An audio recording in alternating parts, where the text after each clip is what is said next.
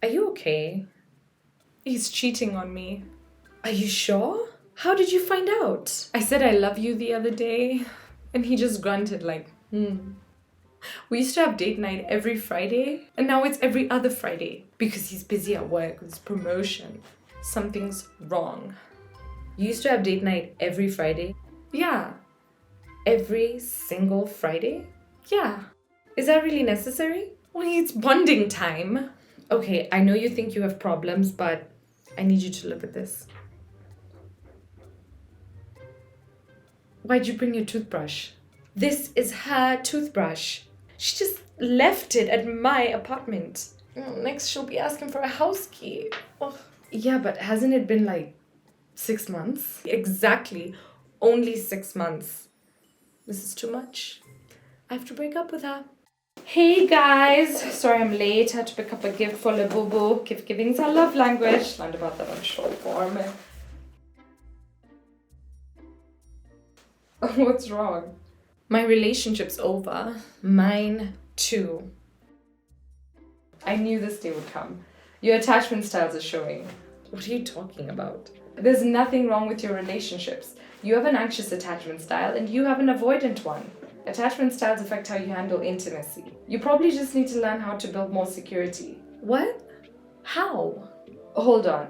I know someone who can teach you everything you need to know. In Attached, psychiatrist Amir Levine and psychologist Rachel Heller delve into the different ways we experience and express intimacy with others. The book explores how the struggles we have in our relationships stem from the different responses to our innate drive for intimacy. These responses form what's called an attachment style. In this video, we'll share with you something called attachment theory, the main 3 attachment styles, and how to use that knowledge to find more security and fulfillment in your relationships. For more great book summary videos, subscribe to our channel and hit the notification button. If you find this video helpful, click the like button and let us know what you think. Okay, let's start at the beginning. What's attachment theory? Well, the book basically says that we all have mechanisms in our brain that drives us to find and maintain intimacy with others. The theory is that no matter what we do, we'll always have this drive. The author says it's biological because prehistoric humans were more likely to survive with a partner than alone. Because of this, we evolved to need close bonds with others. So there's a drive for intimacy in all of us. But the kicker is that not everybody responds to it in the same way. There are a lot of factors that play into this, but ultimately the different ways people respond eventually form what's called their attachment style.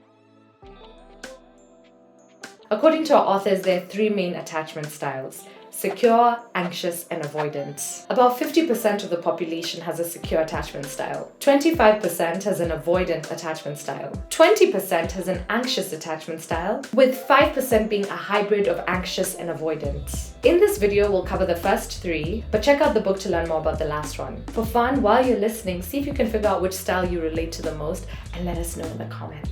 The anxious attachment style is characterized by a powerful desire for closeness. People with an anxious attachment style feel compelled to constantly seek closeness and reassurance from their partners. They may do things like check in a lot about how their partner feels about them, focus all their energy on improving their relationship, or worry that their relationship will end anytime things go wrong. The avoidant attachment style is characterized by discomfort with closeness. It's not discomfort, it's just, did you have to leave the toothbrush? People with an avoidant attachment style tend to resist or suppress their urge for intimacy. This usually looks like them trying to maintain independence in a relationship, because that kind of emotional distance makes them feel safer. Some people even think the avoidant approach is actually the healthy one, because we're often taught that needing too much closeness is codependent. The authors don't necessarily see it that way. They believe closeness and independence are equally important, and this is easiest with the 3rd attachment style. The secure attachment style is characterized by comfort with closeness, but not an overwhelming need for it. People with a secure attachment style are not anxious, but they're not avoidant either. They're able to be responsive and present in a balanced way. In the book's view, this is the ideal form of attachment. But here's a funny thing about people with anxious or avoidant attachment styles. They unfortunately end up in relationships together. What? Come on, just put the toothbrush down. Yeah, you can imagine the kind of problems this brings. because one is in a constant need for closeness and the other a constant need for independence. Like I said, the authors believe it's ideal to be in a relationship with someone who has a secure attachment style. However, if you're in an anxious avoidant dynamic, you can work to make that relationship more secure. And we'll talk about how to do that later on. But before that, I know you might be thinking that there's a problem with being anxious or avoidant. The book doesn't put down any attachment style. The point is to just learn and accept where you are right now and practice strategies that can help you navigate your relationships better. That being said, sometimes relationships can become unhealthy in unfixable ways. There's a few red flags that the book suggests to look out for. We'll talk about the most significant ones. But if you notice these, it may be time to seriously consider a breakup. 1, you don't want your friends and family to see how your partner treats you. 2, your partner is nicer to others than to you. 3, your partner cares more about what others think of them than what you think of them. 4, your partner dismisses your opinions or insults you. 5, you don't feel comfortable that your partner would be there for you in an emergency. If you notice these, especially if you notice a lot of them, the authors recommend removing yourself from that relationship. But now let's talk about secure relationship dynamics. The ideal is for a securely attached partner to be with another securely attached partner. But like I said, there are ways to work with your partner if they or you have an anxious or avoidant attachment style. The goal overall is to have a more secure relationship where everyone feels that their needs are being met in healthy ways. So we're going to talk now about the ways you can make your relationship more secure. And if you're single, you can use these strategies as a guideline for what to look for in a secure relationship. So there are 3 methods you can use to build a more secure relationship dynamic. 1, find secure role models and copy them in a process called security priming. 2, analyze your past relationship behavior in an inventory way so you can make deliberate changes. 3, practice secure communication principles. Let's start with security priming. According to the authors, research shows that it's possible to change your attachment style over time. If you're anxious or avoidant, you can become more secure. You can use security priming to do this by finding a role model with a secure attachment style and mirroring their behavior. If you're in an anxious avoidant couple dynamic, both of you should find role models for this to work best. Once you do this, you can study how these role models behave in response to certain experiences in the relationship. For example, maybe you have an avoidant or anxious attachment style and you have a friend who has a secure attachment style who's in a healthy relationship. You might notice how that friend responds to their partner when they're feeling bad or not at their best. When do they engage their partner directly? When do they give them the benefit of doubt and keep quiet? How do they handle moments of conflict? The other approach you can take to shifting our behavior from anxious or avoidant to more secure is to take a relationship inventory. Once you know your attachment style, you can reflect on your previous partnerships and the way you acted in them. You should be able to see the evidence of your attachment style in those past actions. Once you see your past patterns, you can make adjustments to your behavior in your current relationship. Here are a few steps for this.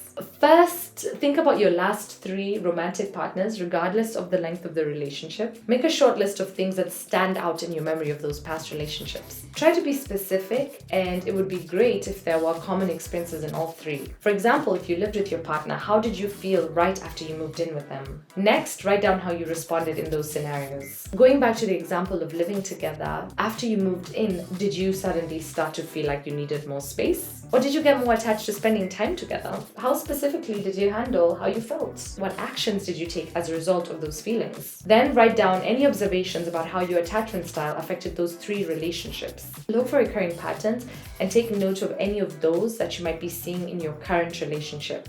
Finally, think about a secure role model in your life. I feel like the Obamas are secure. How would they have handled those same scenarios? What advice do you think they'd give you about how to handle them in your current relationship? If Obama was late, Michelle, what would you do?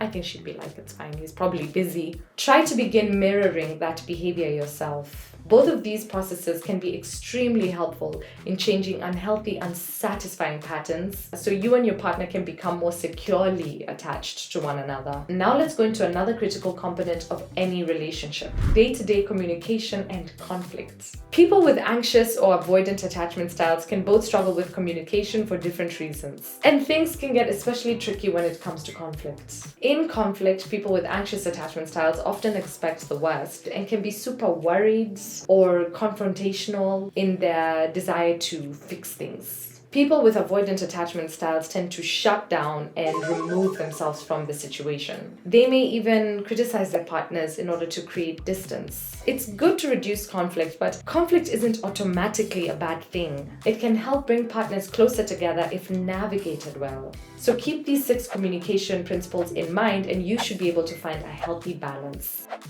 Be assertive and transparent with your feelings or needs. Always tell your partner exactly what you feel and what you need. Sometimes when we're with a partner for a while, it can be tempting to expect them to be mind readers. This is not a good habit to get into because none of us can read minds. But if you can, tell me what I'm thinking.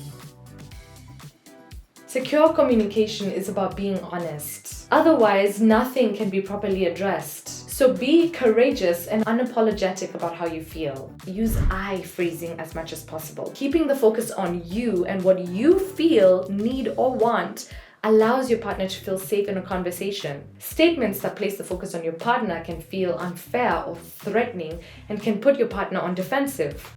Use specific examples for your concerns. Speaking in a general way leaves too much room for misunderstanding. Be clear and concrete. For example, you might tell your partner that when they speak to you in a loud tone of voice during a conflict, it makes you feel unsafe. Demonstrate genuine care for your partner's feelings. There is no I in relationship. Oh, there is.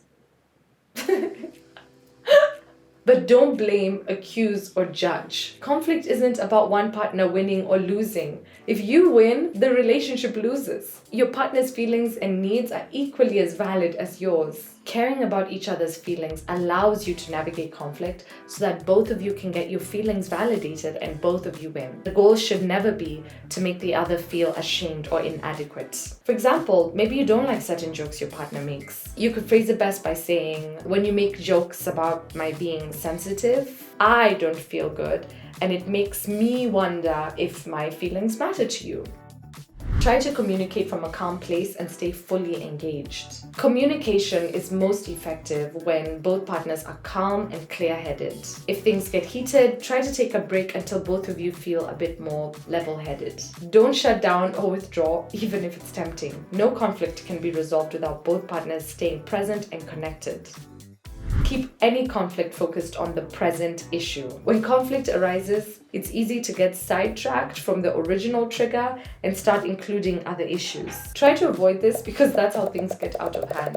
Focus on one problem at a time and wait until it's resolved before you tackle another. Okay, so there's a ton more information in the book, but all of these strategies are valuable starting insights into what it takes to create and maintain a secure relationship. And if you're interested to learn more strategies on healthy communication and conflict, check out our video, Crucial Conversations.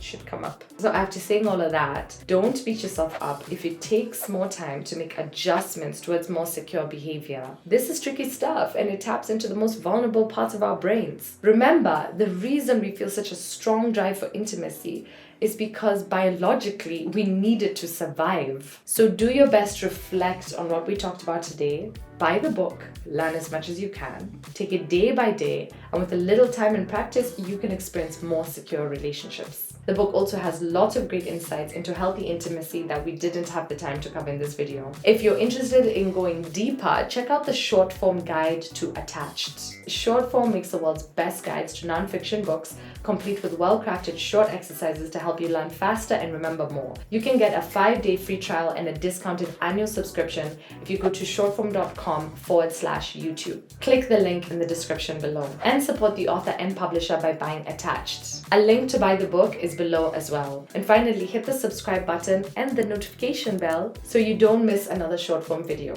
Thanks so much for watching. See you next time.